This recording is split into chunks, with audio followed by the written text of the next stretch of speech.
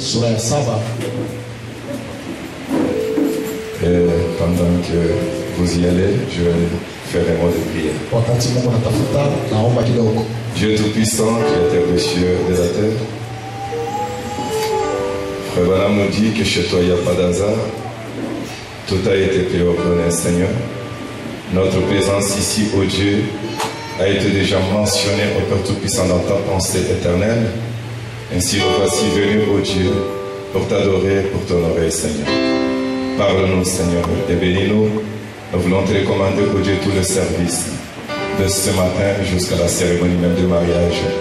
Jésus, notre Sauveur, soit le Dieu qui nous enseigne, qui nous parle. Viens, ô Dieu, nous élever au Père Tout-Puissant de la condition moderne.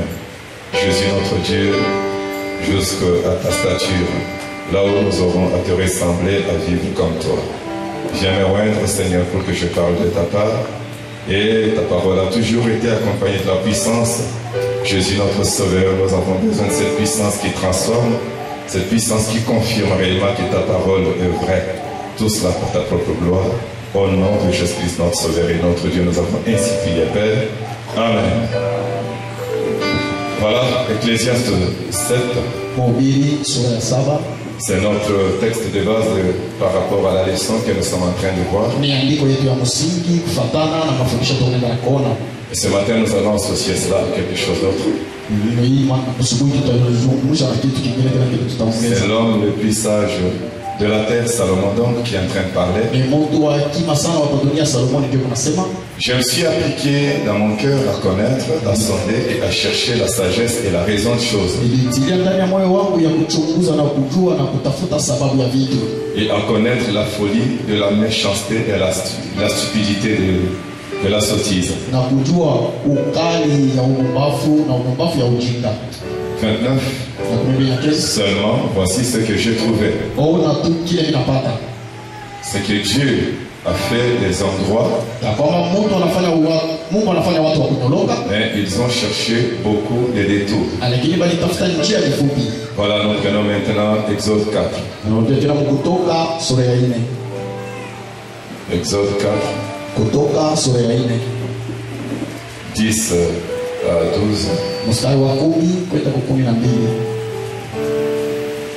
Moïse dit à l'Éternel: Ah Seigneur, je ne suis pas un homme qui ait la parole facile.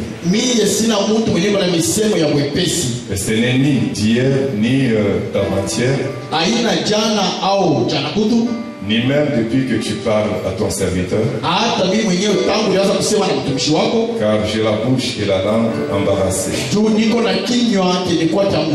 L'Éternel lui dit: Qui a fait la bouche de l'homme et qui rend muet ou sourd, voyant ou aveugle? N'est-ce pas moi? Va donc, je serai avec ta bouche. Je t'enseignerai ce que tu auras à dire. Vous pouvez vous asseoir. Gloire au Seigneur. Et nous avons une leçon qui d'ailleurs est le thème de l'année. Bien que nous avons varié cela de plusieurs manières, pour que vous ne puissiez pas vous ennuyer de la monotonie, tout ça. Ça sera le même thème, mais que nous allons vraiment apporter en plusieurs dimensions. Ça va nous accompagner durant toute cette année parce que nous avons des objectifs. Et une fois, Frère Branham parlant de Job sur la cendre, il a dit qu'il a eu à apporter à l'église un enseignement qui a pris 1 année et 6 mois. Et les gens pouvaient lui poser la question: mais ça a un peu trop traîné. Et nous n'allons pas enlever Job de la cendre jusqu'à ce que l'objectif aura été atteint. Et nous avons un objectif. Et cet objectif, c'est selon les termes lui-même, comme nous l'avons tiré dans le verset 25e. D'Ecclésiaste 25. Suivez. Je me suis appliqué dans mon cœur à connaître, ya kufahamu, à sonder ya kuchunguza et à chercher la sagesse et la raison des choses. na kutafuta hekima na sababu ya vitu. Et après cela, Kisha ile vous allez voir Salomon commencer à dire j'ai trouvé, j'ai trouvé, j'ai trouvé, j'ai trouvé. utaona Salomo anaanza kusema minapata. Donc un chrétien, quand il s'applique à quelque chose, il doit nécessairement trouver. Ni kusema Mkristo wakati analitia kitu fulani anapasha Un kuipata. chrétien n'est pas quelqu'un qui commence pour ne pas atteindre le but. Mkristo hana mtu mwenyewe anaanza kitu bila kufika kukifukuzio. D'ailleurs, atteindre le but, c'est fait pour les chrétiens. Ni kusema kufika kukifukuzio ni ya Bakristo. Atteindre le but dans la vie chrétienne, Mu maisha ya Kristo kufika par rapport aux kukifukuzio promesses qui nous ont été faites, kufuatana na mahali ile walitufanyia. atteindre le but dans les finances. Kufika mushaba kifuku Et mafezi. lorsque je suis malade, je dois atteindre le but. Wakati niko mgonjwa napasha kufika kukifukuzio. Frère Branham dit dans le livre d'Exode, je crois deuxième partie, Ndio maana nasema mu kitabu cha Kutoka kipande cha pili il dit les chrétiens sont faits du matériel asema Bakristo wanafanyika na vitu qui ne recule jamais. ile abirudi yake. Donc un chrétien ne recule pas. Mkristo yashurudi Un yake. chrétien est fait pour avancer. Mkristo anafanywa kwa Les quatre kuchoka êtres vile. vivants ne reculent jamais. Wazee wa ine awarudi yake. Ils sont faits pour avancer. Wao beko pale ndio Et ce kusonga qui me mbele. réjouit, Na kile c'est kinanifurahisha que nous avons l'aigle ni kusema tuko na tai parmi les quatre êtres vivants. katikati ya wale Nous waza avons le lion, tuko na mwana nous kondoo, avons le veau tuko na et ngombe nous avons l'homme. na tuko na Tous muntu les quatre jouent un rôle. na bale bote banacheza kazi. Ils ont les yeux devant et derrière, partout dans tous les sens. Beko na macho nyuma na mbele na mungambo yote. Et Frère Branham montre Ndio maana naonesha qu'en réalité, il ne s'agit pas de quatre êtres vivants, kwa ukweli aina viumbe il hii s'agit d'un seul, ni moja mais qui a quatre faces. mwenyewe kuna mauso ine Amen. Et il ne recule jamais. na asirudi yake nyuma. Lorsque c'est le temps Wakati ni wakati d'aller dans la direction du veau, ya kwenda kungambo ya ngombe et le veau, vous savez, na ngombe, ce unajua sont les épreuves, ni ce vipimo sont les difficultés. matatizo Et les difficultés sont également faites pour les chrétiens. na matatizo inafanyika ni kwa Kristo. Il avance dans ce sens-là, Anasonga Il n'a bila pas hofu, peur. asiogope, il n'a pas peur. asiogope. C'est comme Daniel Eko sawa vile dans la Danieli fournaise ardente. mukilili Lorsque c'est le veau, wakati ni ngombe vous pouvez prier, unaweza vous kuomba, pouvez jeûner. unaweza kufunga Ça ne changera rien. haitabadilisha kitu, Amen. Ça ne changera rien haitabadilisha kitu jusqu'à ce que na pale le veau aura fini son ministère. ngombe ataisha huduma Mais wake. pendant que vous êtes avec le veau, Wakati mwana ngombe rappelez-vous qu'il y a aussi l'aigle. kumbuka kwamba ntai, Rappelez-vous qu'il y a aussi l'homme, kumbuka kwamba la Mungu connaissance. Il y ufahamu, a aussi le lion qui déchire. kuko tena simba À un certain moment, il va déchirer les princes. Samo hivi Et atapasua vous ile avez votre maonezo délivrance. na utaona À un certain moment, c'est l'aigle qui Samo hivi ni ntai prendra son envol. mwenye Et italuka vous êtes dans les sphères. na huko hatua ya juu, Les sphères de Malachika. hatua ya malakia ile. Amen. Amen. Alors, Na sasa Salomon, Salomoni l'homme le plus sage, mtu wa hekima il dit je me suis appliqué. asema Et nous nililitia avons déjà eu à développer ça. na tulishaionyesha mara Et nyingi. Salomon, c'est l'homme le plus sage. Salomoni mtu wa Et hekima la sagesse étant un don, na hekima sana ni on zawadi, ne peut pas l'acquérir. hawezi kuichukua, On est avec. wanazalikwaka Parce que nayo. les dons de Dieu sont innés. Tu zawadi ya Mungu wanazalikwaka nayo. Amen. Amen. Un don, on est avec. Zawadi wanazalikwaka nayo. Vous ne dites pas Amen. Wanasema amina. Un don, on ne le reçoit pas. Zawadi ya Un maipokea don, yake. on est avec. Zawadi Parce wanazalikwaka que nayo. c'est donné sans repentir. Tu ni banaileta bila Dieu ne kutubu. se répand pas de ses dons. Mungu asitukwake juu ya Et mkono. depuis sa pensée éternelle, Na tangu mafikiri yake ya milele il t'a donné d'être le Fils de Dieu, anakupatia ukuwe mwana wa d'être une Mungu, fille de Dieu, ukuwe binti wa Mungu, d'être un ministre, ukuwe mhubiri, d'être un musicien. ukuwe Tu ne reçois pas cela. mwenye Tu kupokea es ile né comme ça. unazalikwa nayo.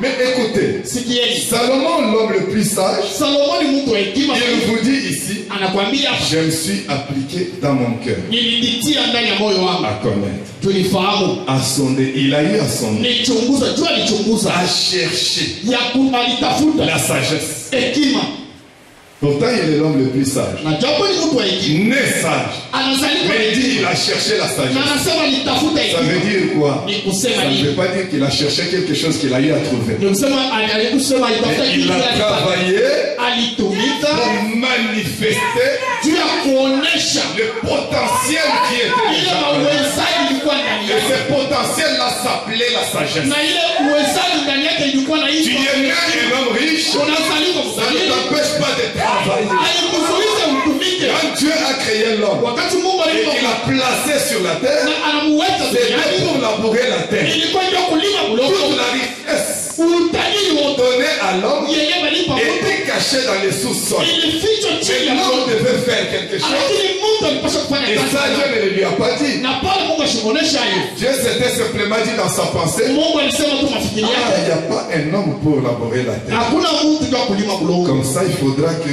je fasse un homme de la poussière de la terre. sasa mimi napaswa kufanya mtu mvumi ya Parce que udongo l'homme esprit était déjà là. tu mtu roho alikuya Alors il l'a pris, akamchukua il l'a plongé dans Genèse 2:7. akamuweka mu Mwanzo 2 Puis sana l'homme devint un être vivant. kisha mtu anakuwa Et kiumbe vous ne verrez hai pas là où Dieu vient dire à l'homme. na hautaona kwenye Mungu anakuwa anambia mtu Maintenant, hapa tu sasa vois ça, ça s'appelle la terre. unaona hii banaita bulongo Tu peux te fabriquer quelque chose appelé la houe. unaweza kufanya kitu kenye banaita Et bulongo tu vas y aller dans ce sens. Ça na s'appelle labourer. banaita kulima Et puis là, tu peux semer des semences. na kisha unaweza kupanda Tu mambegu auras du maïs. tu utakuwa na auras- miti Dieu n'a pas fait ça. Mungu yashikuonesha Tout hivi ça était caché dans l'intelligence, la sagesse de l'homme. vile vyote vilifichwa mwa hekima ya Mungu L'homme lui-même étant devenu homme, mtu mwenyewe wakati alikuwa mtu ce potentiel-là ile de mauwezaji travailler étant en lui. ya kutumika hivi Si ilikuwa vous ne ndani voyez yake. pas un homme, si vous voyez un homme qui ne travaille pas, Kama unaona mtu unasitumikaje il y a quelque chose d'homme qui lui manque. kuko kitu kile kinamkosa Un homme doit travailler. mtu anapaswa Un homme ne reste pas à la maison mtu à yashikakana dormir, à ronfler. ya Donc l'homme doit travailler. mtu anapaswa kutumika Même si c'est un petit boulot, l'homme doit hata travailler. kama ni kakazi kadogo mtu Alors yanapaswa l'homme s'est dit, alisema il faut que je fasse ça. inapaswa nifanye Il faut que je fasse ça. inapaswa Il nifanye faut que je fasse ça. inapaswa nifanye Ceux qui ont étudié wenyewe walijifunza savent que cela a évolué wanajua kama vile jusqu'à inaendelea ce qu'on a appelé l'âge de la pierre. na pale waliita kizazi cha mawe Et de là, na pale l'homme a créé ce qu'on appelle le feu. mtu akaumba kile wanaita moto Avec le frottement de la pierre, na kupiganisha kwa il y a eu le feu akapata et moto la civilisation a commencé par le feu. na usilimu utaanza kupitia moto Frère Branham dit, ndugu Branham anasema tout ce que nous voyons, vyote kile tunaona tout ce dont nous vivons, vyote vile tunaishi c'est navyo le feu. ni moto Nous vivons par le feu. tunaishi kwa moto Les chaussures que tu portes, vilato vile il a unavaa fallu le feu pour qu'on fasse les inapasha chaussures. moto ili La kufanya. chemise que tu portes, ile shati il a unavaa fallu le feu. inapasha La moto nourriture que tu manges, Chakula unakula. il a fallu le feu. Ilipasha Le moto. feu joue un grand rôle. Wote wanakaza Voilà maneno. pourquoi Jean a dit, Ndio kwa maana Yohana au akasema, commencement était la parole. hapa mwanzo Et palikuwa cette neno parole-là, Na ile c'est neno le logos, le feu, lilikuhusu moto la colonne de feu, nguzo la moto le Fils de Dieu. mwana wa Et Mungu Branham dit, na Branham si anasema vous voulez une église, kama unataka kuwa na kanisa commencez par la parole. anza na Le neno commencement, c'est le feu. mwanzo ni moto Si vous voulez vous marier, kama unataka kuoa commencez par le commencement. anza na Le mwanzo commencement, c'est le feu. mwanzo ni moto Tout ce que je veux faire, chote kile unataka kufanya j'ai dit frère Branham. ndugu Branham anasema nini Le feu est quelque part. moto iko kwa fulani Ça s'appelle le buisson ardent. wanaita kijiji Je me réfère à ça. na yangalia C'est un feu de vos rangs. ni moto ya Et je comprends la volonté na de Dieu. naelewa mapenzi ya Mungu Amen. Alors maintenant, na pale sasa selon le texte de Exode 4, kufuatana na maandiko ya Kutoka 4 nous parlons aujourd'hui de Moïse. tunasema leo juu ya Musa Moïse, un homme à la langue embarrassée. mtu mwenyewe ashikuwa na sema kwa Oh, pepesi j'aime ça. napenda Frère sana Branham dit, ndugu kama anasema tout ce que Dieu utilise, kiote kile Mungu donc anatumikisha tous ceux, les hommes, watu wote Mungu que anatumikisha Dieu utilise, wote wale Mungu la anatumikisha plupart d'entre eux kwa mingi ont katikati hapo été les gens qui avaient beaucoup d'imperfections. ni batu wenyewe palikuwa na ukosaji ya mimi J'ai pensé à mes imperfections. mimi nawaza na J'ai mimi dit, merci yangu Seigneur, asante parce Bwana que c'est ça la miséricorde de Dieu. ndio neema ya Mungu Dieu a besoin des hommes imparfaits. Mungu anapenda watu Pour les utiliser. tu ya Parce matumikisho que si tu es tellement fort, tuko na nguvu tu as de grandes uko connaissances, na ufahamu ya mingi tu vis bien, unaishi mzuri ça ne sera pas étonnant. haitashangaisha Ce que tu feras ne sera pas exploit. kile utafanya kitu ambacho Mais lorsqu'on connaît tes faiblesses, wakati wanajua msaidia là on sait facilement voir la trace de Dieu. en baada toi. wanaweza kuona sasa Ça c'est Dieu. ya Mungu ndani Un homme ne peut pas huyu ni faire Mungu Mungu ça. Ça c'est Dieu. huyu ni Mungu Et ce matin, na hii asubuhi j'ai besoin des hommes indignes. Anahitaji bantu wale wastahili. Dieu a besoin des hommes indignes. Mungu anahitaji bantu wale wastahili. Wanawake wale wastahili. Des hommes indignes. Watu wale Des wastahili. ministres indignes. Mahubiri wale wastahili. Des vases indignes. Vyombo vile vistahili. Dieu a besoin de ces gens-là. Mungu anahitaji wale Pour watu. que la prédication de frère Branham, Tu mahubiri ya ndugu Branham qu'il a prêché en disant yenye alihubiri anasema la force parfaite, udhaifu dans nguvu une kamilifu. faiblesse parfaite, Udhaifu kamilifu ait son sens. ikuwe na maana yayo. Amen. Amen. Il faudra être une faiblesse totale Inapaswa kuwa udhaifu pour que kamilifu. Dieu t'élève. Tu Mungu akunyanyue. Pour que Dieu t'élève. Tu Mungu Quand akunyanyue. vous regardez parmi les apôtres, Wakati unaangalia katikati ya mitume en dehors de Judas, nje ya Yudas, Pierre Petro avait plus de faiblesse. alikuwa na udhaifu ya mingi. Et c'est à celui-là qu'on a remis les clés du Ni royaume. ule ndio walipatia fungulo ya ufalme. Il n'y a pas quelqu'un d'autre, il n'y a pas eu quelqu'un d'autre qui a pris une machette Hakuna mtu mwingine mwenye alibeba pour kipanga arracher l'oreille de quelqu'un. juu ya kukata lisikio la Parmi Mungu. les disciples, Katikati ya Pierre wamitume l'a fait. ni Petro ndio Je alifanya. ne vois pas un disciple qui a eu à mentir comme Pierre. Mimi sione mwamitume mwenye Et alisema Pierre n'a même pas bongo. menti une fois. Petro asikusemaje bongo mara moja. Il a menti Anasema bongo mara ya kwanza. avec, après la mort de son maître, Jésus. Lufu la Yesu. Et il a aussi menti en jouant l'hypocrisie devant Paul. Akasema tena bongo mbele ya Paulo. Quand il mangeait avec les païens. Wakati anaanza kula na Mais mapagani, à celui-là, Dieu a donné les clés du royaume. Mungu anampa fungulo ya Je suis ufalme. en train de vous préparer Niko na pour que mitayarisha. vous mettiez de côté votre faiblesse. Tu uweke pembeni Que ce mzigo matin, wako. vous regardiez à sa force. Ili asubuhi uangalie nguvu yake. Mon thème, c'est Na kishina yangu la raison des choses. sababu ya vitu. Salomon s'est appliqué Salomo alitumika à connaître la raison des choses. ajue sababu ya vitu. Un chrétien, Mkristo c'est quelqu'un qui doit chercher à comprendre mais pourquoi telle chose est arrivée. ni ule mwenye anapaswa kutafuta kujua sema Il ne se dit pas simplement bon, c'est la volonté de Dieu. asiwezi kusema kama ni mapenzi ya Mungu tu mnaishi. Mais parfois, c'est pas la volonté de Dieu. Mali nyingine haiwezi kuwa Parfois, mapenzi c'est ya toi Mungu. qui es auteur de tout ça. Mali nyingine wewe unaleta vile vyote. Un chrétien, Mkristo lorsque quelque chose lui arrive, wakati kitu fulani il doit chercher à savoir pourquoi.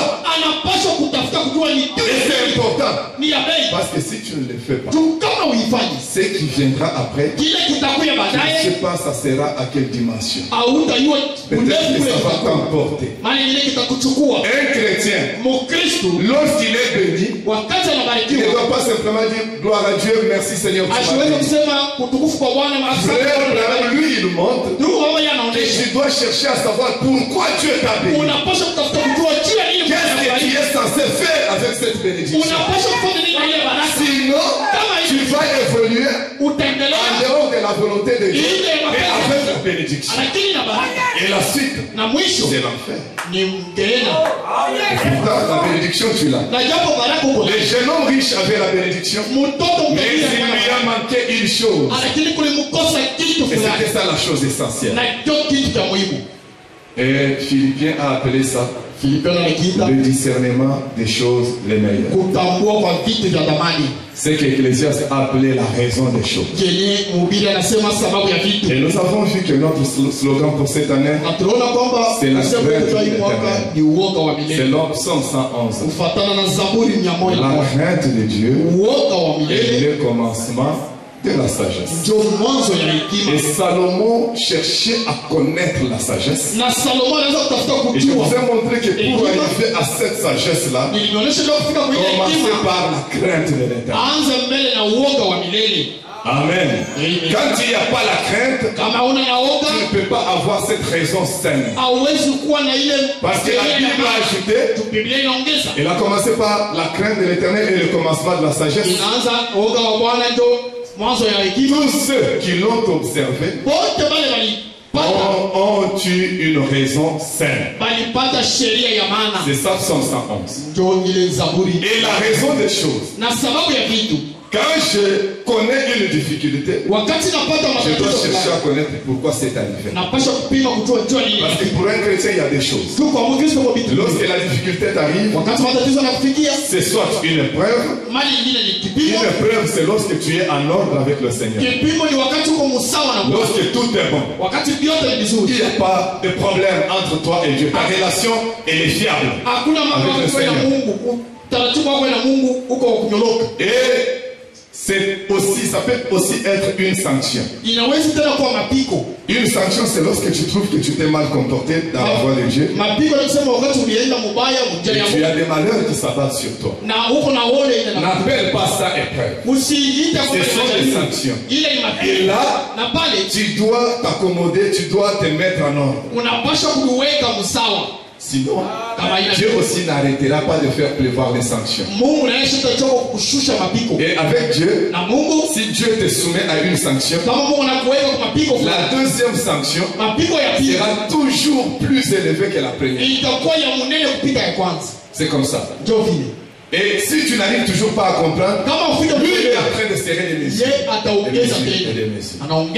La raison des choses. Pourquoi j'écris la parole?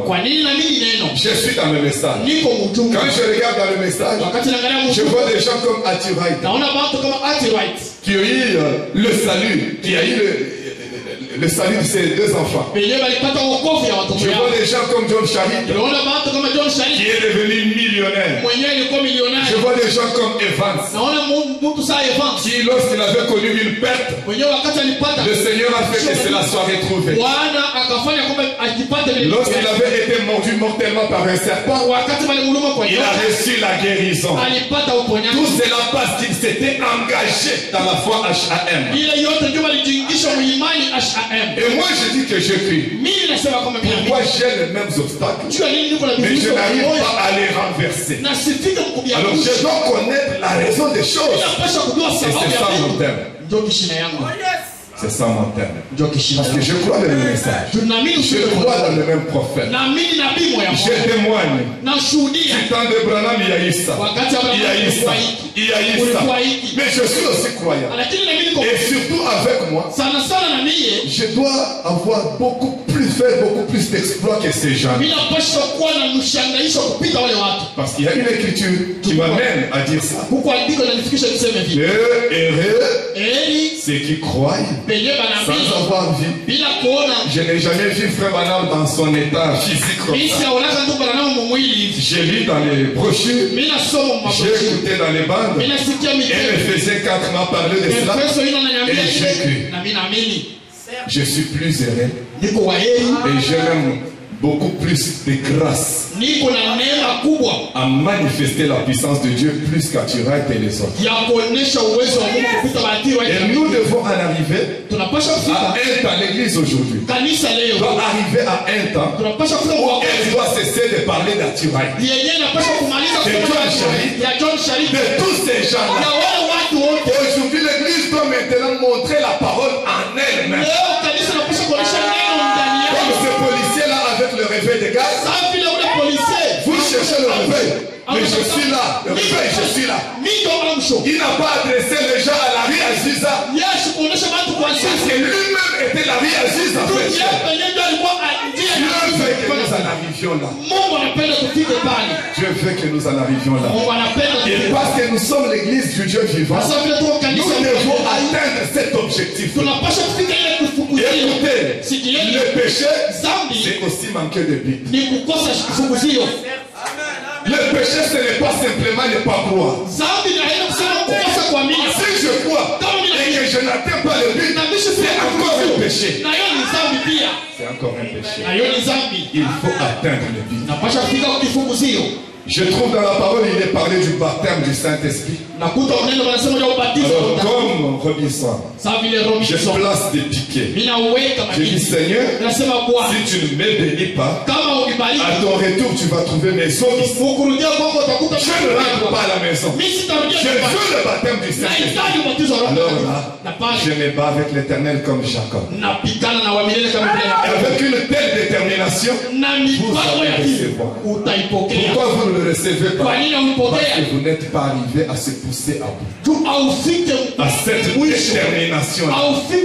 Voilà la raison des choses. Donc la raison des choses, parle de la raison de vos échecs inasema sababu ya et de la raison de vos réussites aussi, na sababu ya kuweza de vos progrès. ya kuendelea kwako. Et j'aimerais que ça nous aide. Napenda itusaidie, Ça aide Israël Tabernacle. isaidie Israeli. C'est pourquoi je me suis dit, Ndio kwa maana je nilisema vais rester là toute l'année. tabakia pale mwaka Je vais à un certain moment, j'arrête. naenda saa Je lance une opération de la guérison divine. inaanza kazi ya uponyaji. Les gens vont être guéris. Watu watakuwa J'évolue. naendelea Une nasimamisha, opération pour le baptême du Saint-Esprit. naanza kazi ya ubatizo Les gens vont être baptisés na du watu Saint-Esprit. watabatizwa na Roho Mtakatifu. J'évolue. Naendelea J'arrête. Une nasimamisha opération pour les finances. kazi Et juu ya vous allez biashara avoir des na finances. utapata mafedha. Vos greniers vont être remplis. Ile makala inajazo haina kwa kupitia neno, La raison des choses. sababu ya vitu. Gloire au Seigneur. Tukufu kwa Bwana. Et j'étais en train de parler de Moïse aujourd'hui. Naanza kusema juu ya Musa leo. Un homme qui était sujet aux faiblesses, Mtu mwenye alikuwa udhaifu avec une langue embarrassée, na kinywa kile kiwezi kusema mzuri. lui-même faisant partie d'un peuple en captivité. Yeye mwenyewe alikuwa mwenye kuwa na taifa leo, Même si lui évoluait dans la maison de Pharaon, hata vile anaweza kuendelea nyuma ya Farao, mais il était de cœur avec ce peuple-là, lakini alikuwa mmoja parce que c'était ses frères. juu alikuwa ni mandugu yake. Moïse dit à l'Éternel, Musa anaambia wa milele, ah Seigneur, Bwana, je ne suis pas un homme qui ait la parole facile. mimi sina mtu wa misemo ya mwepesi. Dieu aime les gens qui prient comme ça. Mungu anapenda watu wale Seigneur, wanaopaka tu vois, Bwana unaniona je suis indigne, mimi que je sitastahili, n'ai pas de force. sina na nguvu, Je suis au bout de mes forces. nafika kumwisho wa nguvu Seigneur, yangu. toi-même tu connais. Bwana wewe pekee Que je unajua, ne sais pas vraiment tenir. sijue kama sitashimama. Seigneur, toi-même. Bwana wewe Seigneur, pekee, toi-même. Bwana wewe pekee. Avec aujourd'hui les choses que nous remarquons. Leo kitu kile tunaangalia, Regardez dans nos tabernacles, c'est plein de ministres. angalia maskani yetu bahubiri banayala. Vous trouvez par exemple une église de 300 personnes, mais il y a 25 ministres. Unakuta kanisa ya watu 325 ni mahubiri. Ah papa, mais ça c'est grave. Ya kushangaisha. 25 ministres dans une église de 300 personnes. Kanisa ya watu 300. C'est quoi ça? Ni nini? Frère Branham dit, Ndugu baba anasema, un homme appelé de Dieu, mtu mwenye kuita c'est celui qui fuit la chose. ni mwenye anakimbiaka Et kitu. puis, pas qui essaie de faire semblant pour qu'on dise non, tu as la chose bien faite. Aina ule mwenye ana sura ni kumaanisha uko na yake kuya ubiri. Fuir la chose, Kukimbia kitu. ce n'est pas ce que vous pensez là dire à la légèreté. Non, mais en tout cas, moi je ne peux pas prêcher. Aina Donc, les kama femmes, unasema kwa c'est bon. mepesi ya kwamba wewe mimi siwezi kuhubiri. Est-ce qu'en disant cela, elles ont le ministère? Mkusema vile ndio na huduma. Cela ne veut pas dire que parce que tu as dit que je ne suis pas appelé à prêcher, automatiquement tu as le ministère. Ile aina kusema kama unasema mimi sitahubiri ni kusema pale uko na huduma. Aujourd'hui, qu'est-ce que nous voyons? Leo tu unaona Prenez quelqu'un, placez le moniteur. beba mtu umuweke Demain, il a un ministère. mfundishaji wa shule Placez le diacre. umuweke Demain, il a un shemashi. ministère. Kesho atamata Combien de diacres ont des églises? bangapi bashemashi bako na makanisa Combien leo? de moniteurs ont des églises? Bangapi ba mwalimu ya shule yeye bako na makanisa leo? Le ministère, c'est pas de la blague. Huduma ina mizaa. C'est un don dépendant de Dieu. Inaambatana na Mungu. Un don dépendant de Dieu. Inaambatana na Mungu.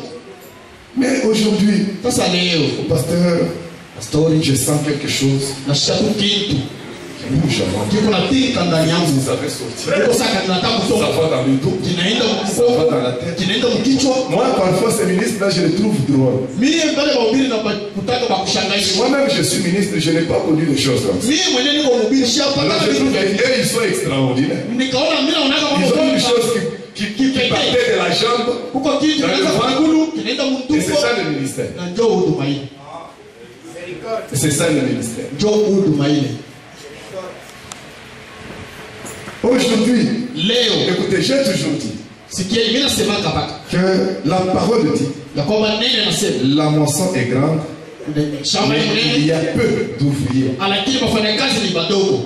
Mais sur le plan visuel, est-ce que c'est ce que nous remarquons? Mkuangalia tu njoo vile Mais tunaona lorsque nous regardons, nous trouvons que ce sont les ouvriers qui sont plus grands que wakati la tunaona moisson. kwamba wafanyakazi ndio wanakuwa mingi kupita mavuno yenyewe. Mais ils sont en train de chômer dans les églises. Sasa inaenda wanakosa kazi Il makanisa. ne m'a pas donné la chair. Je suis là, ça fait 2 ans. Il m'a pas donné. Est-ce que c'est ta chair? Mimbari ni yako. Il ne m'a pas donné la chair. Vous voyez, il a peur de mon ministère. Il a peur de mon ministère. Il a peur. Parce que nous croyons des choses. Si je dis ici, vous allez voir. Il a peur de mon ministère. C'est la preuve qu'il n'y a rien, c'est vide.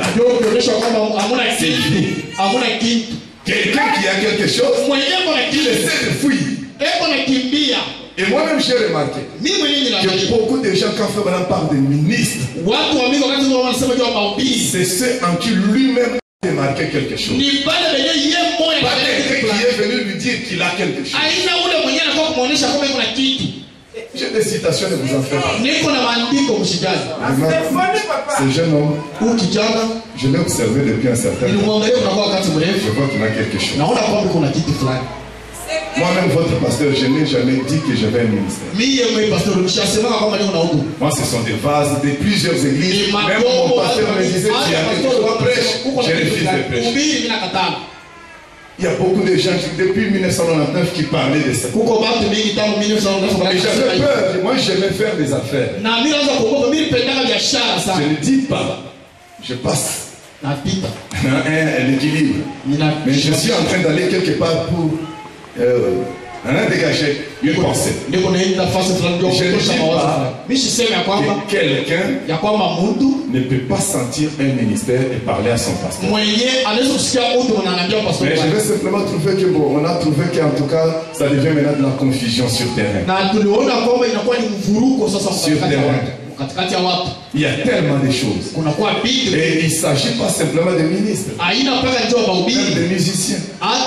Aujourd'hui, j'ai fait 3 chansons. Je commence à chercher un producteur. Je passe à au studio. 3 chansons. Studio.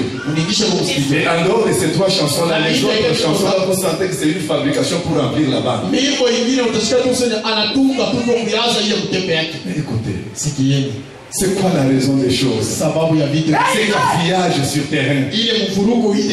Parfois ce sont des choses difficiles, mais nous devons le dire. Nous devons le dire. Amen. On a tellement de problèmes. Les musiciens qui deviennent vraiment des, comme on dit, stars. Je ne sais pas si Frère lui concevait un musicien comme une star. Donc c'est que dans ces cas-là, moi prédicateur aussi, je suis une star. Quand on a un don, on devient une star. Mes amis, faisons attention. Le message nous appelle à des objectifs. À des objectifs. Je prends ma guitare comme David. Quand je commence à la jouer, quelqu'un reçoit la guérison là-bas. Quelqu'un reçoit la guérison là-bas. C'est ça, atteindre le but. Mais je fais ça. Les gens dansent jusqu'à venir vous donner l'argent. Jusqu'à venir surer vos chaussures pendant que vous chantez. Prends son mouchoir là-bas. C'est ça atteindre le but. C'est ça atteindre le but. Moi je ne pense pas.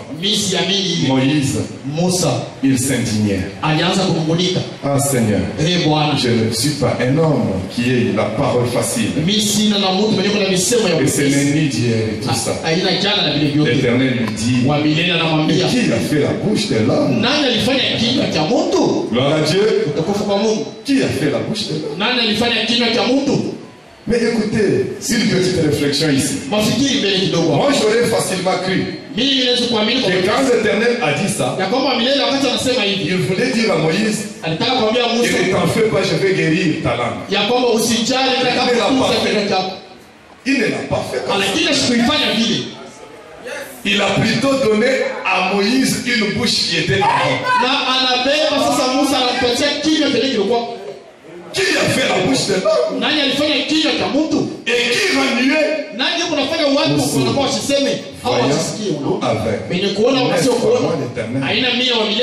Va donc. Et c'est le matin. Pour cette année 2019, je te dis alors, au nom de Jésus-Christ, va donc. Et ne regarde pas tes faiblesses. Parce que lui te rappelle que je vois toutes ses faiblesses.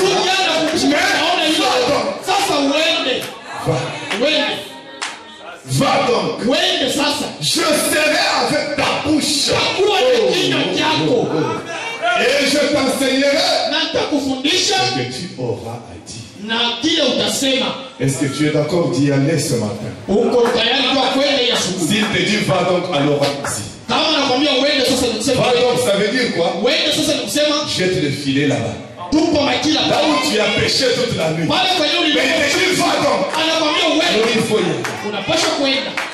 Je n'ai qu'un peu d'argent. Niko mpaka na pesa Pardon. uende sasa Avec le peu d'argent na que ile tu as là. kidogo ile kuna Qu'y a-t-il dans ta main? uko na nini Un mwenyewe petit bâton. Oui, avec ça, c'est ça le potentiel que je t'ai donné. ile njoo ile Pour uweza vaincre Pharaon. njoo kuushinda Pas une épée, un bâton. aina Va donc. uende sasa Va donc. uende sasa Va donc. uende sasa. Lui, il est dit, Yeye anasema je dois m'appliquer sur sa parole. napaswa Je kunitia dois pamoja. m'incliner et dire, Seigneur, puisque tu l'as dit, Napaswa kusema alors j'y vais. mimi naenda sasa. Je vais. Mimi naenda. Va donc. Uende sasa.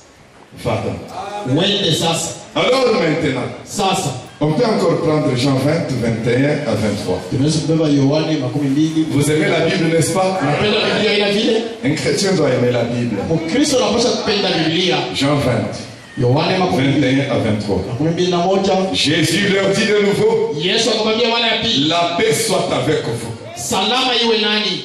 Comme le Père m'a envoyé, Sa vile Baba ananituma moi aussi je vous envoie. na mimi Ah. pia nawatuma.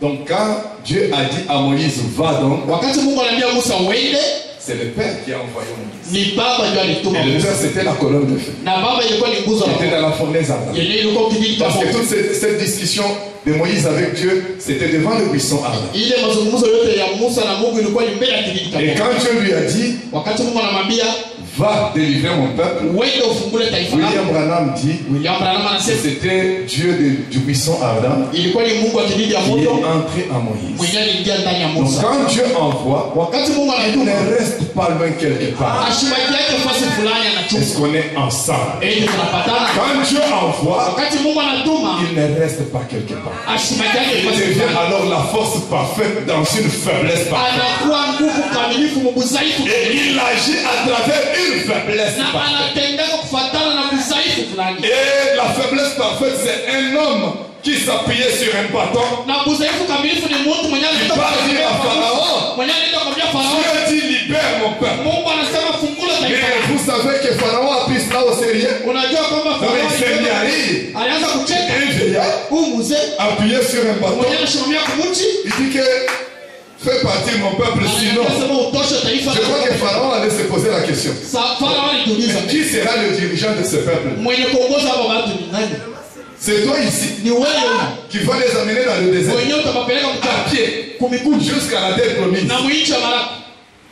Pharaon ne comprenait pas que derrière cette faiblesse, Farao ashikilia kwamba il nyuma se ile cachait udhaifu une faiblesse, une force. kulikuwa nguvu fulani, Il se cachait l'omnipotent. kulikuwa mwenye uwezaji yote. Amen.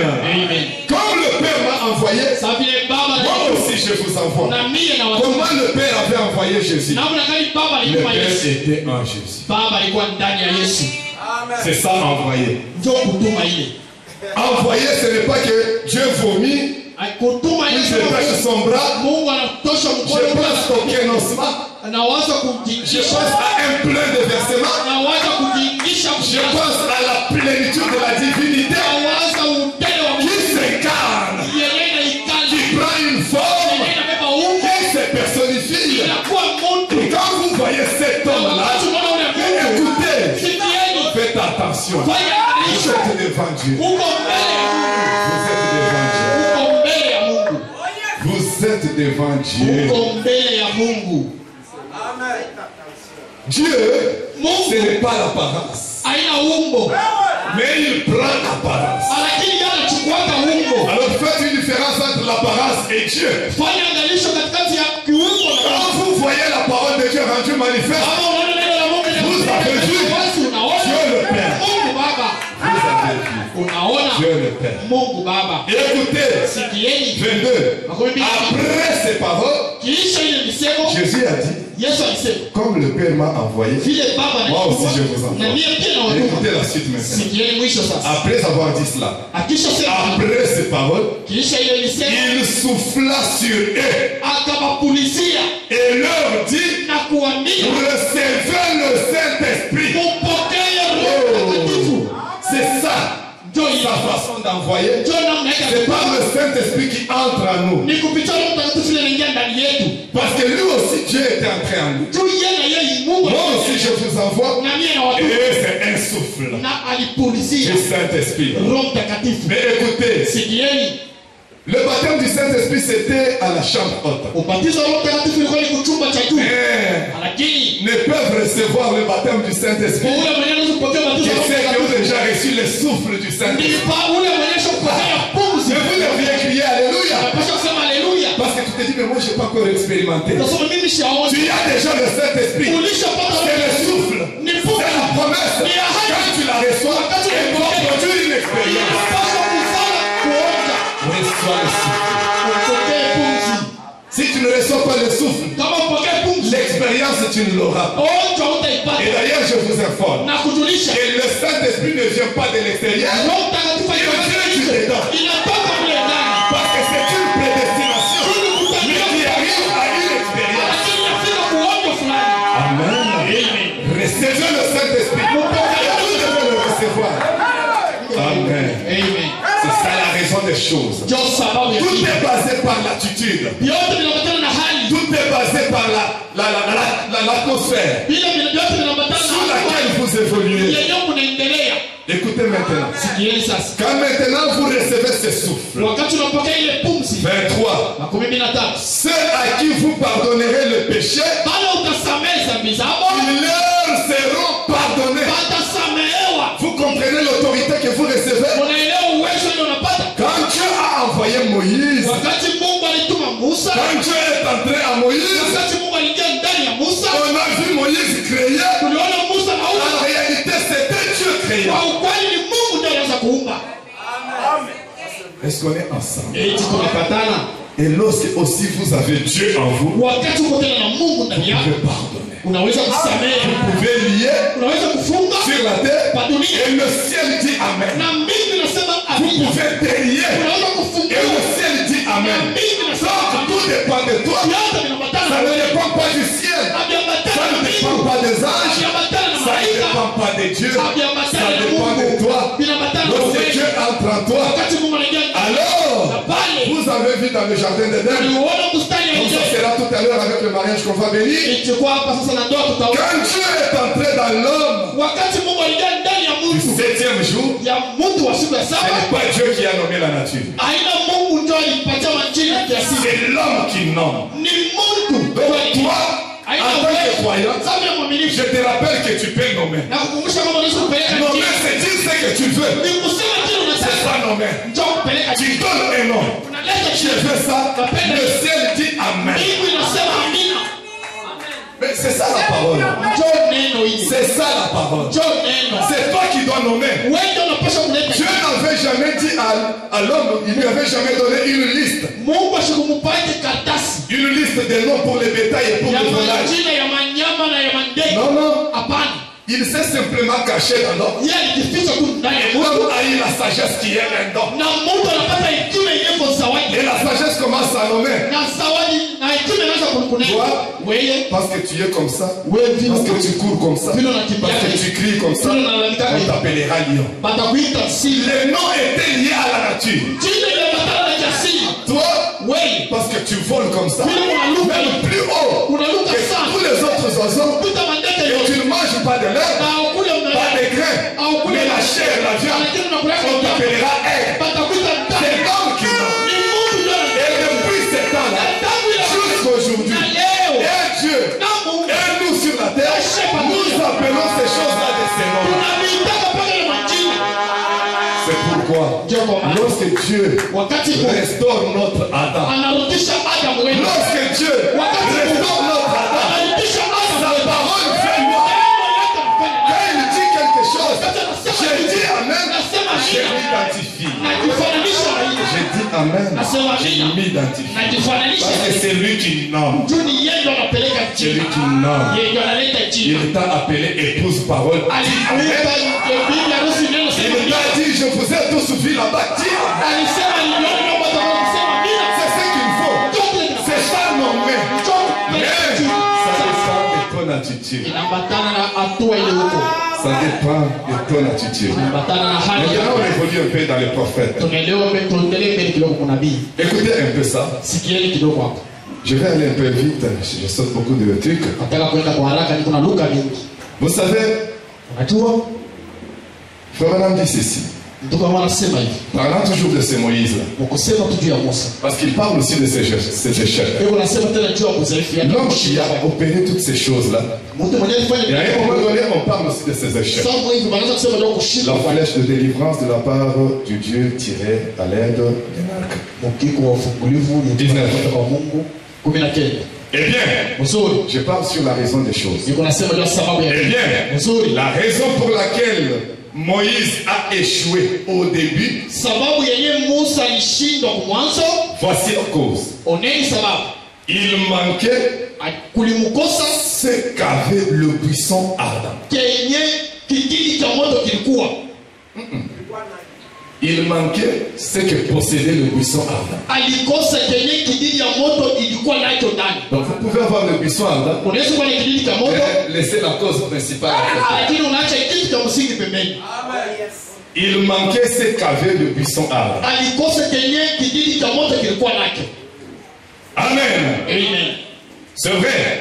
Et notre échec aujourd'hui, la raison des choses. Et notre échec aujourd'hui est dû au manque de ce que possède le Saint-Esprit. Ce que possède le Saint-Esprit. Et le Saint-Esprit a toutes les bonnes choses pour nous.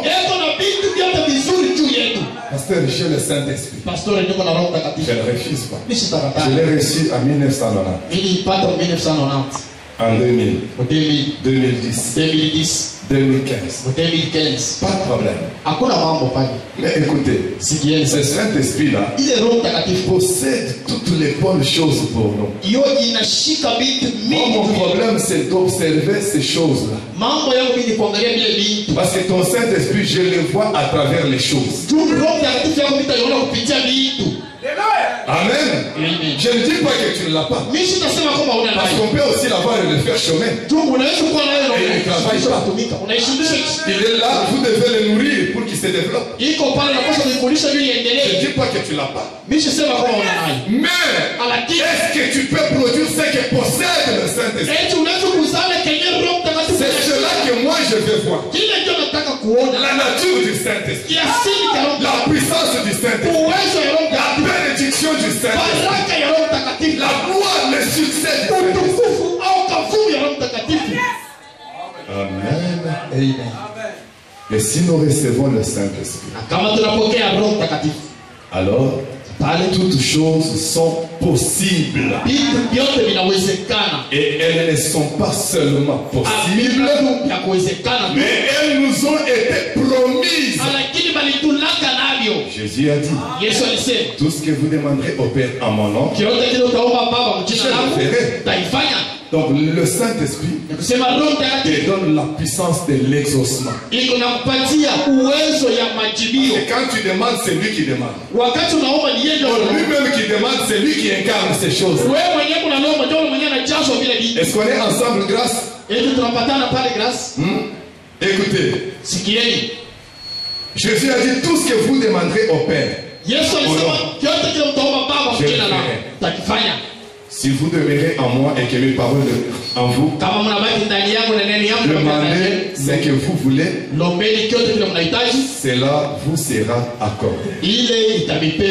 Adam dit, voyez-vous, lorsque nous entrons dans la lumière de la parole de Dieu,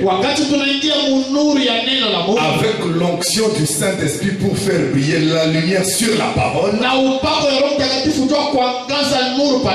frère, l'impossible devient alors des petites choses. Je réponds. Voyez-vous, lorsque nous entrons dans la lumière de la parole de Dieu, est-ce que vous êtes entrés dans la lumière de la parole de Dieu? Écoutez la suite. sikieni mwisho. Avec l'onction du Saint-Esprit, Na upako ya Roho Mtakatifu, vérifiez si étant dans la parole, vous avez l'onction du kama mwenye Saint-Esprit. kuwa ndani ya neno kuna upako wa Roho Parce que Mtakatifu. la parole tue mais l'esprit vivifie. Juu neno inaua lakini roho inaleta uzima. Amen. Avec l'onction du Saint-Esprit. Na upako ya Roho Mtakatifu, Pour faire briller cette lumière sur la parole. juu kuangaza hii nuru pa neno. Frère. Ndugu, Alors l'impossible devient des petites choses. na pale kila kiwezekani kinakuwa tumitu tudogo. On comprend par ici Tunaelewa kupitia pale que Moïse manquait ce que possédait le buisson ardent. ya kwamba Musa alikosa kile kenye Branham continue kile de ambacho dire, kilikuwa nacho. Dieu nous demande de croire sa parole. Mungu anatuomba tuamini neno lake. Il envoie le Saint-Esprit pour vivifier cette parole. Anatuma Roho Mtakatifu ndio kuleta uzima mwili. Lorsqu'il descend sur elle, Wakati inashuka juu yake. lorsque la parole est prêchée Wakati neno et que le linahubiriwa Saint-Esprit apporte la parole, na Roho Mtakatifu analeta neno, il la vivifie anaipatia et uzima il fait briller la même lumière de la promesse bénie de Dieu. na anaangaza nuru moya moya kumahali Dieu a dit, Mungu alisema, je me suis souvenu de ma promesse que na j'ai faite kumbuka à Abraham, ahadi yangu nilifanyia à Ibrahimu, Isaac, kwa à Isaka, Jacob. kwa Yakobo, Et je t'envoie là-bas na nakutuma kule pour l'accomplir. juu ya kuitimiza. Voyez-vous? Naona Ensuite, kisha lorsque la parole de Dieu, lorsque sa promesse est éclairée par la présence de l'ange de l'Éternel, wakati ahadi yake iliangazia kupitia malaika wa milele, maintenant Moïse sasa Musa s'arrête alisimama, et le voilà qui se met en route. ona yeye anaenda Et njiani Dieu tient toujours sa promesse. na Mungu anashika mpaka ahadi Mon yake. frère, Ndugu, quand vous êtes envoyé par Dieu wakati Mungu pour aller anakutuma accomplir la parole, jua kwenda kutimiza neno, rappelez-vous, kumbukeni, vous devenez associé de Dieu. unakuwa rafiki wa Mungu. Maintenant, ce sont deux personnes qui accomplissent la parole. Sasa ni watu wawili ndio wanaanza kutimiza sasa neno. Parce que si l'un de deux n'est pas en mouvement, Tu kama mmoja wao hana l'autre mtendo, ne fera rien. mwingine atafanya kitu. L'homme de Genèse 1,26 Mtu wa mwanzo ne pouvait rien faire sans la poussière de 2,27. ashikupasha kufanya De- kitu de sept, bila de huyu Genèse mtu wa vumbi wa Mwanzo 2:7. L'homme de la poussière de Genèse 2,7 Mtu wa mwili wa ne peut rien faire sans Genèse 1,26. bila mtu wa Mwanzo moja C'est quoi le Fils de l'homme? mwana wa mtu ni nini? C'est la colonne de feu Ni gonzo la moto dans un Fils de l'homme, ndani ya mwana wa dans mtu, un homme. ndani ya mtu. Alors là, Na pale tout est possible. vyote vinawezekana, Tout est bon. vyote ni vizuri, Tout est bon. vyote ni vizuri. Écoutez, Sikieni maintenant, lorsque nous sommes envoyés sasa, wakati tunatumwa par Dieu kwa Mungu et que nous sommes identifiés au buisson ardent, na tunafananishwa na kijiji cha moto, alors il faut pas de cette citation. usikie mbele ya andiko, Je suis dans le message, voilà, le son confus. iko mjumbe, sauti yasiyo kusikilika mzuri. Je vais pour ne pas être long ce matin. Napenda sipendi kwenda mbali, Le son confus du 18 décembre 60, yenye marobili ile tarehe 275, 276. 275. Maintenant, Sasa j'aimerais ici, vous allez un peu serrer. hapa mtafunga mbele mshipi mzuri. Alors maintenant, Sasa j'aimerais que vous remarquiez, napenda mwangalie, dès qu'un homme entend la voix de Dieu, wakati mtu anashika sauti ya Mungu, entend personnellement la parole de Dieu, anasikia kwa kipekee sauti ya Mungu bon, mzuri, vous pouvez l'entendre. unaweza kuisikia Vous dites, useme, eh bien, mzuri, Dieu doit venir me rencontrer. Mungu anaweza kuja kukutana na mie. Oui, Ndio, oui, ndio, je pourrais rester ici, écoutez ça maintenant. naweza kubakia hapa. Sikia sasa, Je pourrais rester ici naweza kubakia et hapa prêcher jusqu'à ce que je tombe mort à la chair. na ubiri na pale naanguka hapa mimbari la kufa, Et d'ici 10, 20, 30, 50 ans, au miaka 10, 12, Branham lui-même, le prédicateur, prêchant jusqu'à tomber mort. Branham yeye mwenyewe mhubiri na ubiri na pale Et vous entendez cette voix-là. na unasikia ile sauti. Mais écoutez, Sikieni, Branham dit, Branham anasema vous n'entendriez jamais cela hautasikiaka ile à moins que Dieu vous révèle la parole. ni mpaka Mungu akufunulie Et neno. pourtant vous êtes dans la réunion. Na kama kwa mkusanyiko Branham à la chair, pas le pasteur Rémi. Branham kumimbali na pastor Elia, Prêchant pendant 10 ans, 20 ans, 30 ans, 40 ans, 50 yeye ans, na ubiri miaka 10, 12, 15 tena jusqu'à tomber malade, na anaanguka mgonjwa jusqu'à tomber mort. na Anakufa. criant à tue-tête. Eko na lalamika na sauti ya nguvu. Vous êtes là, vous écoutez. Uko pale uko Ce nasikia. n'est pas ça entendre. Aina ile ndio kusikia. Entendre, Kusikia. c'est quand Dieu prend ce que Branham dit là. Ni wakati Mungu anabeba Il vous le révèle. anakufunulia yake.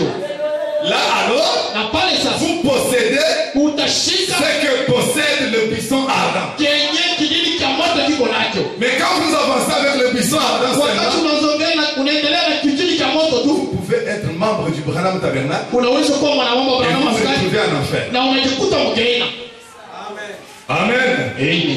Vous n'entendriez jamais cela Hautashikiaka ile à moins que Dieu vous révèle sa ni parole. mpaka Mungu akufunulie Et neno lake. lorsque Dieu vous révèle la Na parole, wakati Mungu ça anakufunulia neno change lake, votre vie. inabadilisha maisha La yako. boisson part, Pombe la inaenda prostitution part, la convoitise part, na tamaa inaenda, toutes ces choses partent. ile vitu vyote vinaenda. Mais vous pouvez être du message, Unaweza kuwa wa vous ujumbe faites toujours toutes ces choses-là. uko pale Mais bila les citations, vous les connaissez. lakini maandiko La yanasema, solution, c'est quoi? jibu ni nini? C'est posséder ce que possède le buisson ardent. Ni kushika kile kenye Sinon, kinashika. vous allez échouer comme Moïse. Utashika kama vile Musa. Même si vous aviez été né dans ce but-là de délivrer comme Moïse était né pour libérer, Hata kama ulizaliwa kwa ile shamba ya kufungula vile Musa alizaliwa ya ça kufungula, n'arrivera jamais. haitafika Mon hapa. frère, j'aimerais que ça nous amène à réfléchir Mungu profondément. napenda tufike kufikiri. Pourquoi je suis dans ce message? Kwa nini niko 5 ans, 10 ans, miaka je vois les jeunes gens qui viennent après moi. naona mabijana wanakuwa kisha Leur vie change rapidement. maisha yao yanabadilika Ils sana. vont jusqu'à l'expérience. Wanaenda na Mais kuona moi, je suis un formaliste. mimi niko wakiuza C'est quoi la raison des choses? sababu ya vitu ni nini? Cherche ce que possède le buisson. Wewe tafuta kenye kidini cha moto kiko nacho.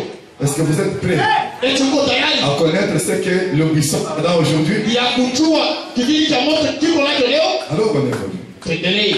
Vous pouvez rester assis juste à votre place. Unaweza kubakia unaikala pa fasi Quand yako vous pale. êtes assis là. Vile unaikala pale. Soyons voyageurs, soyons au Branham Tabernacle. Tuluke mbele twende Branham Voyons askari. William Branham à la chair. Oubliez que c'est le pasteur Élie. Uone William Branham kumimbari sawa kama ni pastor Elia. Vous pouvez être assis là à votre place. Unaweza kuikala pa ile fasi yako. Vous n'avez pas à être près d'un buisson ardent. Hauna tayari tu kwa karibu na kidini cha Vous moto. n'avez même pas besoin Au de itali quitter là-bas pour venir les toucher. au itali hata kutoka pale kwa kumgusa.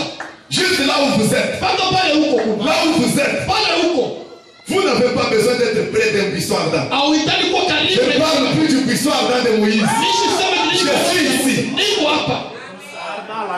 Vous n'avez pas besoin d'être près d'un buisson ardent. Au itali kwa karibu na kidini. Là où vous êtes là, Kule huko. Branham dit, Branham anasema vous êtes peut-être plus près mali kile uko que karibu. vous ne le pensez. Kule wewe unawaza.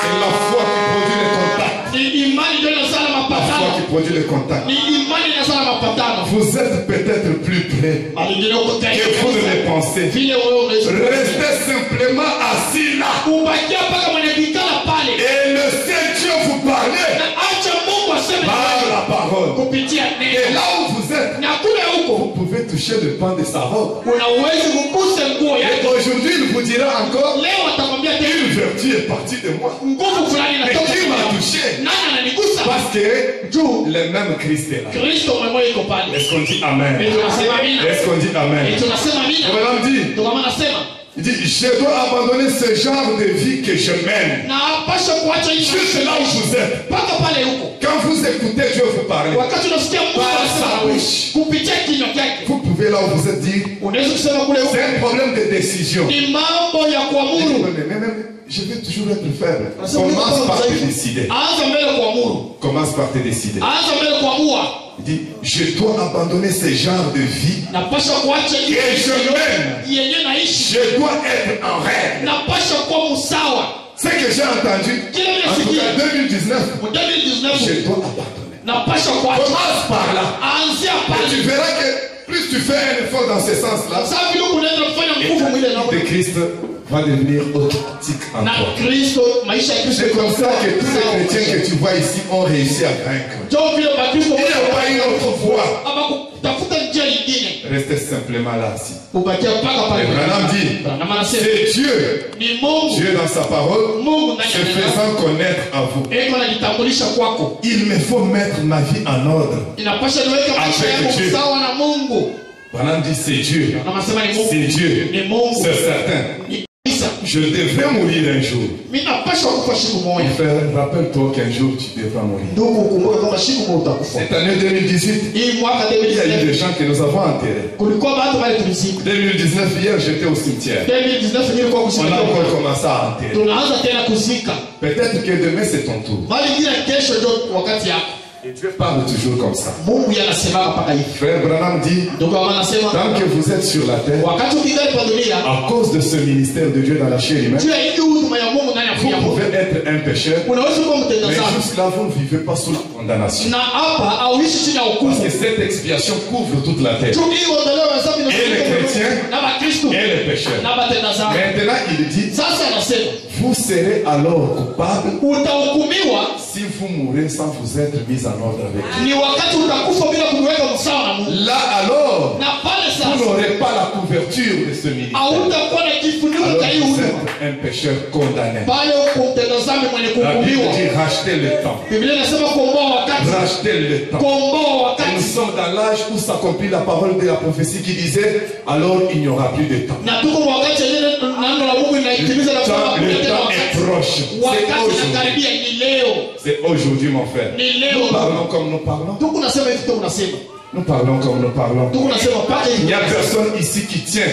Le cœur qui bat dans votre poitrine là, Moyo ile unapiga ndani ya moyo wako hivi. c'est un moteur.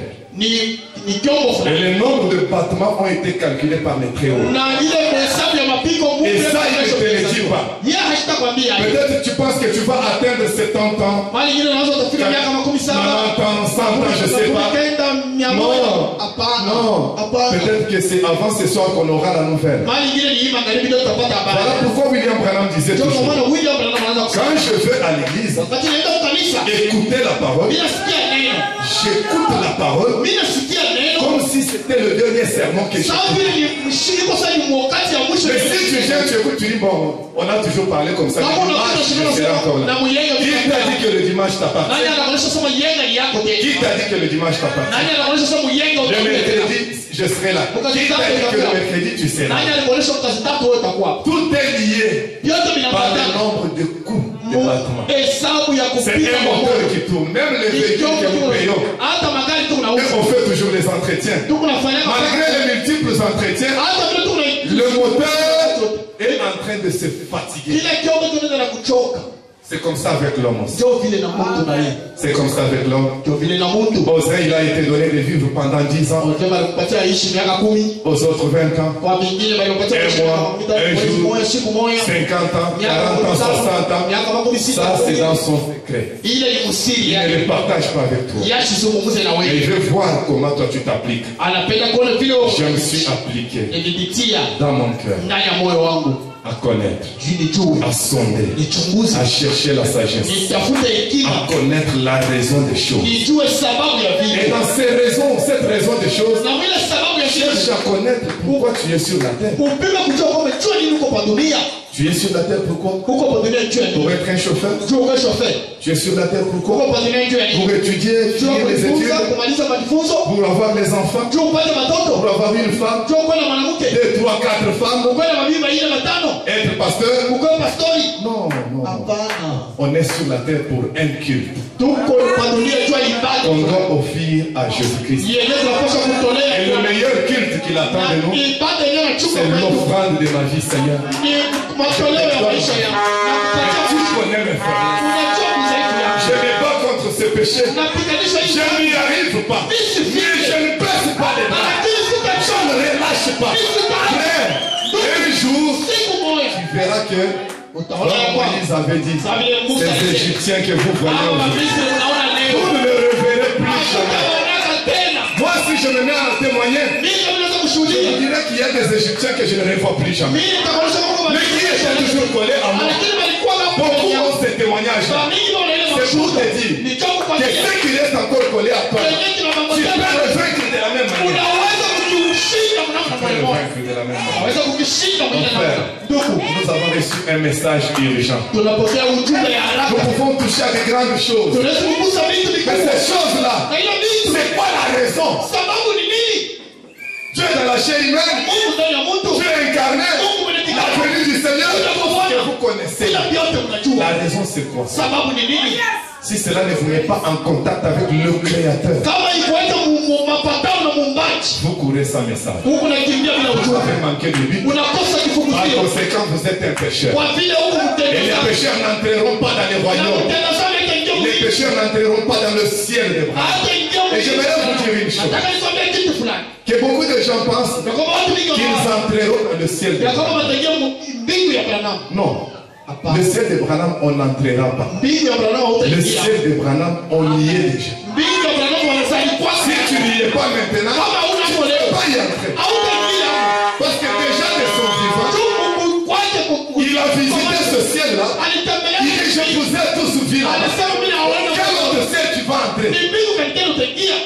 Parce que lui nous a déjà vu. Dunia Si tu ilishasema n'as pas vu là-bas, kama sikuona ça n'existe pas pour toi. kwako haina hapo. Ça n'existe pas pour toi. Haina hapo kwako. Ne pensez pas que c'est quand tu meurs. Usizaliwa kusiwalia Quelqu'un kwa dans le ciel. pale Tu utakufa te leo trompes. kwa mbingu. Ça n'existe pas comme ça. Haina hapo. Lui-même, il a dit, Yeye pekee alisema dans la Corinthiens livre de collection, Korinto kitabu cha il a dit, si vous y entrez avant moi. kama unaingia mbele yangu Donc, vous le laissez lui en train de prêcher sur la terre. unamwacha leo unahubiri Et kwa si sababu vous y entrez avant moi, kama unaingia mbele yangu vous me trouverez là-bas. utanikuta Et kule. voici mon adresse. Oh, nafasi Vous yangu verrez un arbre. utaona mti Et vous entendrez quelqu'un chanter Croix na Seigneur. utasikia mti unaimba mbele. Là, c'est ton âge, je vous l'ai dit. Na unasikia tona. Et il y a une cabane à côté. Na kuwa kanyumba Si vous kidogo. venez là-bas, Kama utakuwa vous allez me trouver. utanikuta Mais vous y entrez avant lui. utaingia mbele yake mbele.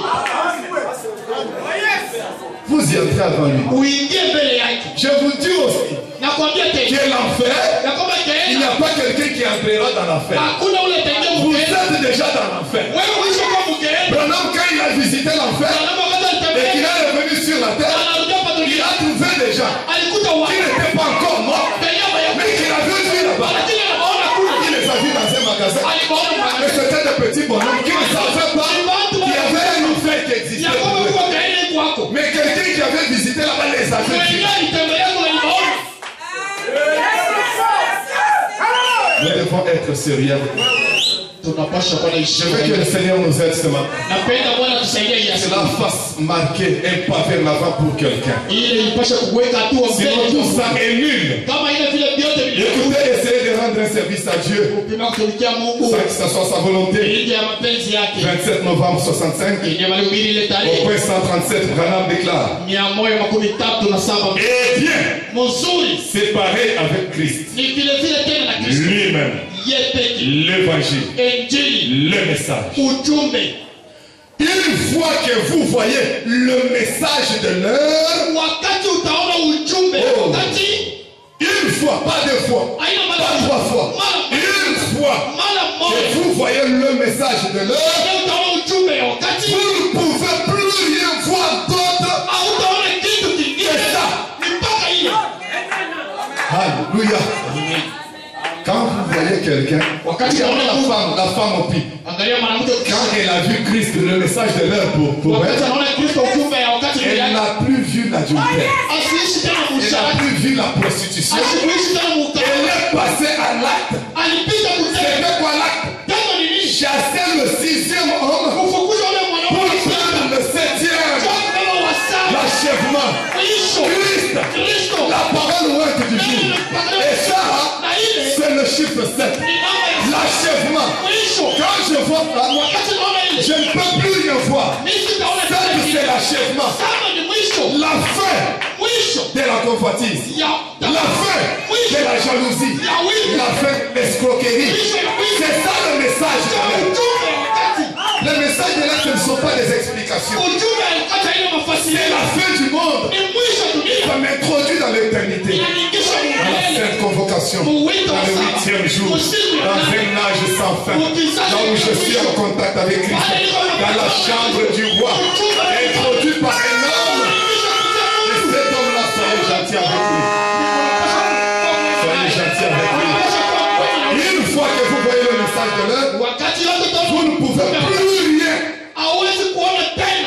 j'ai sauté une citation dessus. tumenaluka andiko kule yule Branham dit, Branham anasema quand Dieu a dit à Moïse, jette ton bâton par terre, wakati Mungu anambia Musa tupa bakora Jeannès et Jambres sont venus. Janesi na Jambres Ils ont aussi jeté leur bâton. hapo walitupa bakora Et puis après, kisha on a vu qu'un seul bâton. tunaona paka bakora moja Mais où sont passés les deux autres? Branham anasema hii nyingine inaenda wapi Ils étaient dans le ventre de ce seul bâton. asema ilikuwa mtumbo ya hii bakora moja C'est tout ce que je vois. Quand je vois le message de l'heure, wakati naona ujumbe j'oublie que je suis locataire. mimi nasema kwa J'oublie que je suis piéton. J'oublie que je suis chômeur. Parce que je vois le message. Chumi na mimi ujumbe Je ne vois pas les autres bâtons. Je ne vois rien d'autre. Tout ce que je vois, c'est ce bâton qui engloutit les autres. Mais il y a des gens qui veulent voir le message, voir aussi la souffrance. Devant le message, la souffrance devient comme un petit soufflement. Ça ne me dit rien. Ça ne me dit rien. Je suis devant le message. Amen.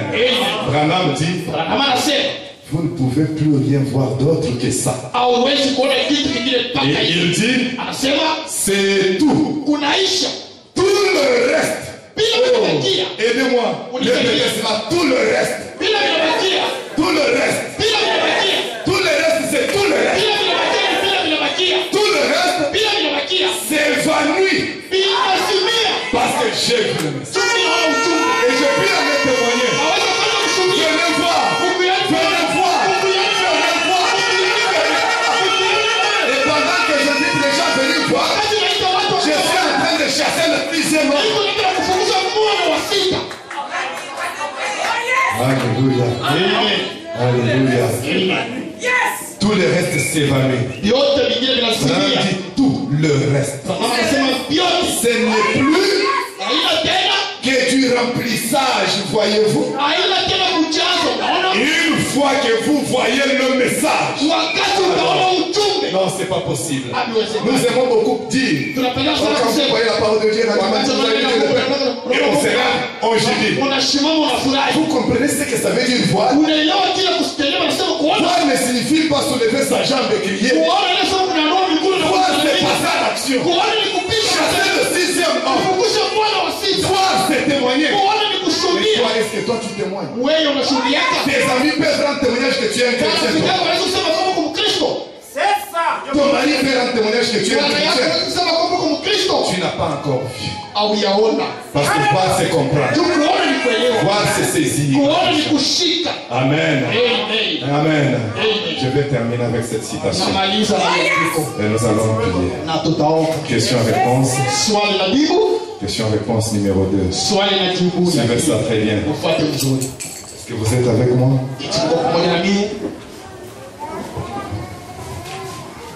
253. Je suis ici pour essayer de vous aider. Parce que je vous aime. Branham vous aime. Il vous aime. Il vous aime. Parce qu'il vous aime, il est là pour essayer de vous aider.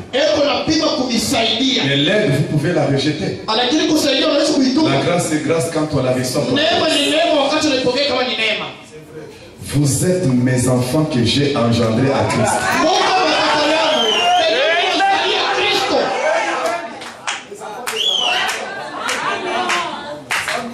Je vais choper quelqu'un. Je suis branhamiste. Je vais acheter quelqu'un. Mais écoutez, tous mes enfants sont des Chimanga à l'école. Maintenant, si je suis son enfant, mais dès ce que vous voulez laisser ça, vous êtes mes enfants que j'ai engendrés à Christ. C'est-à-dire, Branham est notre mari, la Vierge Marie. Il est sur la semence. Et nous sommes sortis. Mais n'oubliez pas, le papa est tout le temps en voyage. À Dubaï, en Chine. Mais c'est la maman. C'est la maman. C'est la maman. Je m'en fous de ce que vous pensez. je m'en fous. ishi na kule. Mais n'oubliez pas, Usisahau un enfant mtoto qui est enfant mwenye ne mtoto fera pas confusion entre papa et maman. ashitafanya mvurugo kati ya mama na baba. Amen. Alors si je parle de maman, ne soyez pas jaloux. Kama mimi nasema juu ya mama ushikwa na Moi, wingi. je me donne toujours des quinoa. Mimi nashangaa Le quinoa, quand il est dans les problèmes, c'est maman n'a gagné. mama yangu C'est ça le quinoa. joba kinoa. Maman n'a gagné. Mama yangu Mais je n'ai jamais vu le papa d'un quinoa qui est jaloux de ça. bisha ulaka baba wa kile Parce que le papa disait aussi la même chose. tu baba yeye anasema vile. Alors, Moïse a dit, ton peuple. Taifa la Et Dieu a dit, ton peuple. na Mungu anasema C'était taifa le la peuple de qui? ilikuwa ni taifa ya nani? Vous êtes mes enfants. Mungu Et j'ai anatoka engendré à Christ. penye nasalia Mais écoutez ça. sikieni Je réclame chacun de vous. Il ne réclame que ses enfants. Je réclame chacun de vous. Non, je ne dis pas qu'il est réclamé. J'ai dit qu'il réclame. Je réclame chacun de vous. Je vous réclame ce soir. Je vous réclame tous les temps. Je vous réclame sans cesse. Oh, ça ne se termine pas. Donc là, j'arrête de regarder à mes imperfections. Parce qu'il y a quelqu'un qui me réclame sans cesse, tout le temps. Et il me dit qu'il m'aime. Et c'est là, en tant que mon frère et ma soeur, il dit encore, vous êtes mes enfants. Je suis votre père dans l'évangile. Écoutez, non pas votre père comme il en serait d'un prêtre. Attention, ce n'est pas Vatican ici. Père, oh maman, pas ça. Non pas votre père comme il en serait d'un prêtre. Je suis votre père dans l'évangile. Comme Paul le disait, je vous ai engendré à Christ. Si c'est de Paul André, les miens ce sont ses enfants. Je ne parle pas de Billy Paul. Je ne parle pas de Joseph. Je parle des enfants pas des enfants biologiques. Et aussi, dès qu'ils sont biologiques, mais pour rentrer au ciel, ils doivent être ses enfants dans l'évangile. C'est ça. Amen. Alors, Branham dit, je vous ai engendré à Christ. C'est-à-dire que je vous donne en fiançailles à Christ comme une vierge pure. Combien sont ses enfants? Alors écoutez ça maintenant. Écoutez. Ne me décevez pas. Ne me décevez pas. Si vous êtes ses enfants, alors rappelez-vous. Ne me décevez pas. Ne me décevez pas. Restez une vierge pure. Et vous allez me poser la question. 254. Comment y arriverai-je, frère Branham? Quand tu me dis ne me déçois pas, rester une vierge pure, comment je vais y arriver? Il te répond. Restez juste avec la parole. Mener une vie pure, irréprochable. N'ayez rien à faire avec les choses du monde. Si l'amour de celui-ci est dans votre cœur, l'amour du monde donc, mettez-vous debout déjà. Si l'amour de celui-ci, si l'amour du monde, si l'amour de la Odyssée est en vous, dites, alors ça vous allez le dire. Dites, oh Jésus, je t'en prie, retire cela de moi. Je ne veux pas être ainsi. Et soyez sincères quand vous l'avez dit. Amen. Branham dit, maintenant, Je ne veux pas dire Sipendi kusema que vous devez simplement être une personne qui dise cela. ya kwamba uko tu mtu kusema mpaka ile.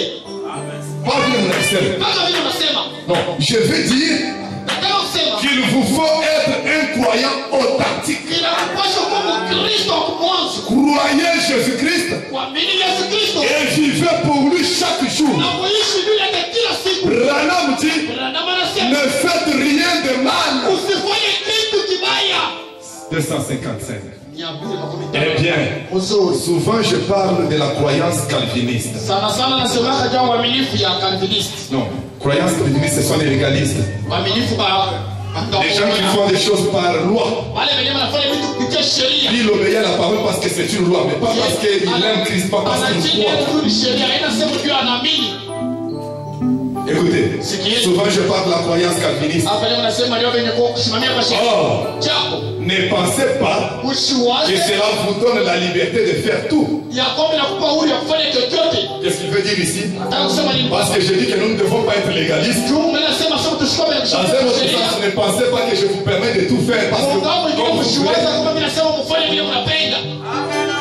comme pour vous dire que quelque part là, la parole reste toujours une loi. Japo kuonyesha kama neno ni sheria. Na mnapaswa kwa kuangalia. Amen. Amen. L'autre jour, Siku nyingine quelqu'un, je lui ai demandé, mtu mwenye nimuuliza. écoutez maintenant, Sikieni sasa. vous qui fuyez l'église. Wewe mwenyewe unafikiria kanisa. L'autre jour, quelqu'un, je lui ai demandé, Siku moja mtu mwenye nimuuliza. êtes-vous allé à l'église? Ulienda kukanisa? Il a répondu, Akajibu, je suis allé chasser. nilienda kulinda. Je suis allé faire le déchargement de ma marchandise. Nilienda kushusha vitu yangu. Je suis allé voir, rencontrer tel doyen. Nilienda kukutana na doania fulani. J'avais des gens que je devais rencontrer pour les affaires. Nilikuwa napata kukutana na mtu wa biashara. C'est vous. Ni wewe. Êtes-vous allé à l'église? Ulienda Il kukanisa? a répondu, je suis allé chasser. Alijibu, mimi nilienda kulinda.